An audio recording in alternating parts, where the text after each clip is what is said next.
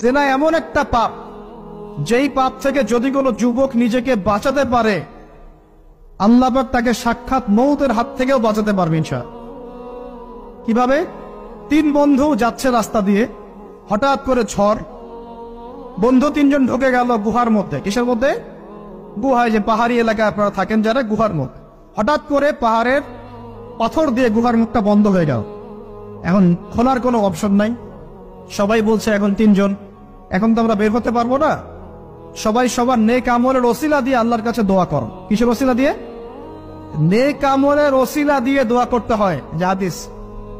এই ছেলে বলছে, যুবক ছেলে, আল্লাহ, আমার একজন চাচাতো বোন ছিল। কে ছিল? এই যে বয়ফ্রেন্ড গার্লফ্রেন্ড, খালাতো বোন, চাচাতো বোন। এখন তো বিচ্ছিরি অবস্থা।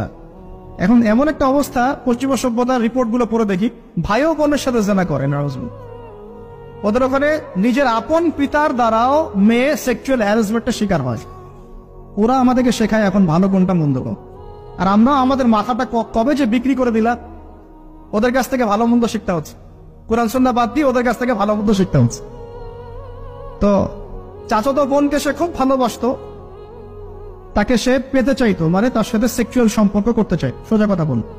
এখন সেই মেয়েকে অনেক প্রস্তাব দেয়, সেই মেয়ে রাজি হয় না। শেষে বলে, যদি আমাকে 1000 বা 100 স্বর্ণ মুদ্রা দিতে পারো, দিনার, তাহলে আমি তোমার সাথে সেক্স করব, মানে জেনা করবো। নাউজুবিল্লাহ। তো সেই ছেলে অনেক কষ্ট করে এই টাকাগুলো বা এই দিনারগুলো অর্জন করে, কামাই করে, দিনরাত পরিশ্রম করে, ঠিক আপনারা যেমন করছে না। তো এরপর সে তার স্বর্ণ মুদ্রা দেয়, দিয়ে বলে যে এখন আমাকে আমার কাজ করতে দাও। তখন সেই মেয়ে রাজি হয়। ঠিক যে মুহূর্তে তারা সেক্সুয়াল সম্পর্কটা করবে, ঠিক ওই মুহূর্তেই এই মেয়ে বলে ওঠে, হে আল্লাহর বান্দা, আল্লাহকে ভয় করো। আমি সারা জীবন আমার সতীত্বকে ধরে রেখেছি, কাউকে দেইনি। আমি কারোর সাথে এরকম অন্যায় করি নাই। আমি খারাপ মেয়ে নই। তুমি আমার ইজ্জতটা নষ্ট করো না। কে বলছে কথা? মেয়ে। ওই অবস্থা থেকে কি একটা ছেলের উঠে আসা সম্ভব? এটা কি এতটাই সহজ? এটা কিন্তু সহজ না। সত্যি কথা বলতে এই বিষয়টা কিন্তু এতটাও সহজ না। যারা অবিবাহিত তারা হয়তো বুঝতে পারবে না, বিবাহিতরা বুঝতে পারছে। তো ওই অবস্থা থেকে সেই টাকাগুলো না নিয়ে সেই স্বর্ণ মুদ্রা মেয়েকে দিয়ে ওখান থেকে সেই ছেলে উঠে আসে আল্লাহর ভয়ে। সে এখন গুহার মধ্যে আটকা পড়েছে, আল্লাহকে বলছে, আল্লাহ, ওই দিন ওই কাজ যদি তোমার সন্তুষ্টির জন্য করে থাকি, আজকে আমাকে মৃত্যুর হাত থেকে বাঁচাও।